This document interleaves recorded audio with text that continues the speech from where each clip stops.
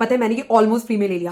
MRP थी 3999, cell में 999, मतलब 3000 बच गए। आपने कभी नोटिस किया है इंडिया में सेल कभी खत्म ही नहीं होती, कभी बिग बिलियन डेज, कभी ग्रेट इंडियन फेस्टिवल, कभी ईयर एंड सेल, और हम सोचते हैं अरे वाह लूट लिया। ह्यूमन ब्रेन नंबर से नहीं कंपैरिजन से डिसीजन लेते हैं। अब सपोज करो मैं बोलूं कि ये प्रोडक्ट 1000 का है तो आप सोचेंगे नॉर्मल प्राइस है, लेकिन अगर मैं बोलूं ये प्रोडक्ट पहले 4000 का था और अब 1000 का है तो आपको लगेगा 3000 बच गए। कंपनी इसी साइकोलॉजी पर काम करती है, इसको बोलते हैं एंकरिंग इफेक्ट। पहले एक बड़ा इमेजिनरी प्राइस दिखाओ और उसके बाद रियल प्राइस उसके सामने छोटा लगेगा। MRP सिर्फ एक रेफरेंस है, सेलिंग प्राइस हमेशा डिस्काउंट पे ही होती है, इसलिए कंपनी टेक्निकली ये बोल सकती है कि हमने MRP से कम पर बेचा, पर ये इल्यूजन क्रिएट करना है। कंज्यूमर को लगता है कि उसे बेनिफिट मिल रहा है, पर रियल में वो नॉर्मल प्राइस ही पे कर रहा होता है। कंज्यूमर प्रोटेक्शन एक्ट बोलता है अगर आप फॉल्स डिस्काउंट दे रहे हो या फिर मिसलीडिंग प्राइस कंपैरिजन कर रहे हो तो ये अनफेयर ट्रेड प्रैक्टिस है। अगर MRP आर्टिफिशियली इन्फ्लेट की गई है डिस्काउंट दिखाने के लिए तो कंज्यूमर को मिसलीड किया जा रहा है। प्रॉब्लम ये है कि ये प्रूफ करना मुश्किल होता है कि MRP कभी रियल थी या नहीं, और कंपनीज इसी गैप का फायदा उठाती है। ऑनलाइन प्लेटफॉर्म्स ने इस गेम को और ज्यादा स्मार्ट बना दिया। Dynamic pricing,